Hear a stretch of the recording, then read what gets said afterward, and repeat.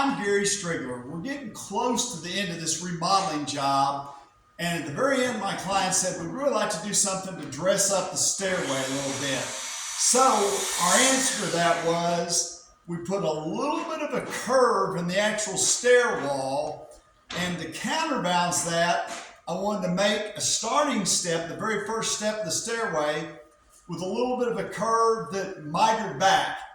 Hopefully that'll all become a little more clear as I explain it. But this is my starting step.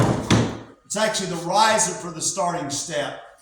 The step hits the wall on this side and it comes around, and the actual tread miters back to follow the curving wall that we've got right here. Let me just go over how I made the riser for the starting step first. I took a piece of MDF that was as long as I needed to be. This is actually a little bit shorter.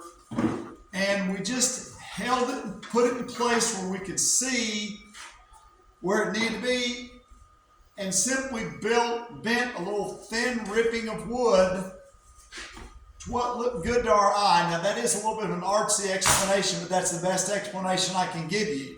Once we did that, I took a jigsaw and we cut really close to this line, maybe an 1/8 to 1/4 inch off that line. Then I took this jig and just put screws through there and screwed it to hold it on exactly on that line with the screws.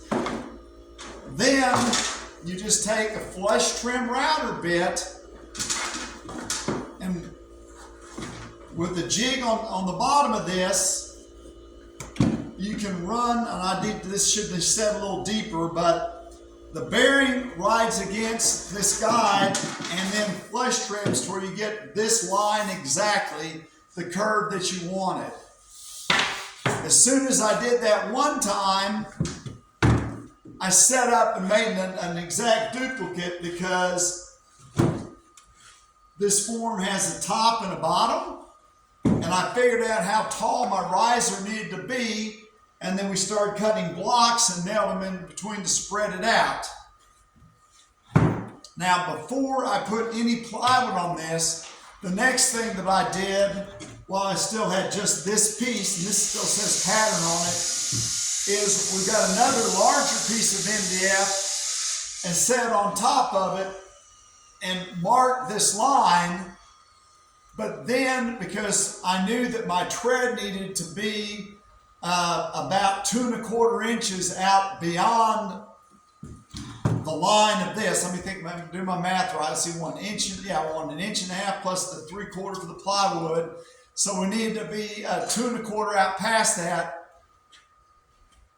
As long as I made a mark 2 1/4 out about every 2 or 3 inches, then I could take this same jig, I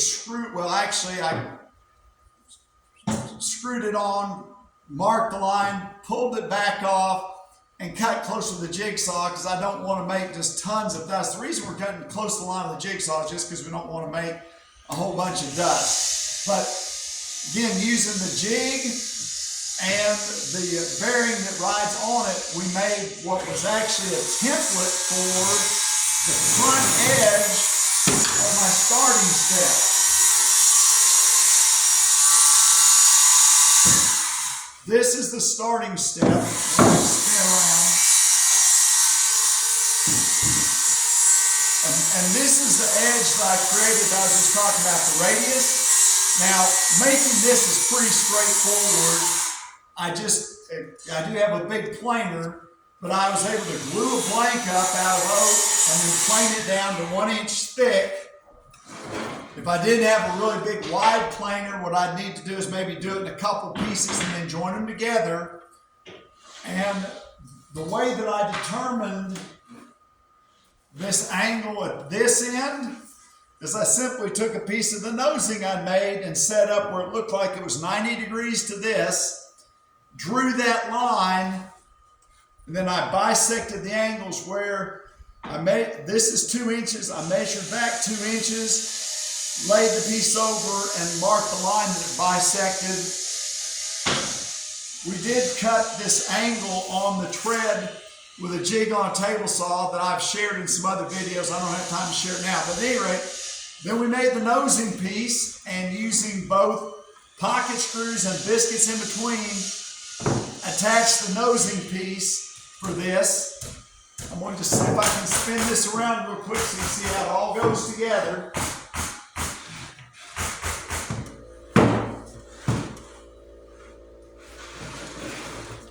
Problem is I'm having to think backwards. I think I'm going to get it though. Here we go. So this will sit on top of here. The nosing hangs out about 1.5 inches, and that gives us a nice kind of a statement at the bottom of the stairs with this curving tread, starting tread, and then blending into this curving wall that we also built on the stairway.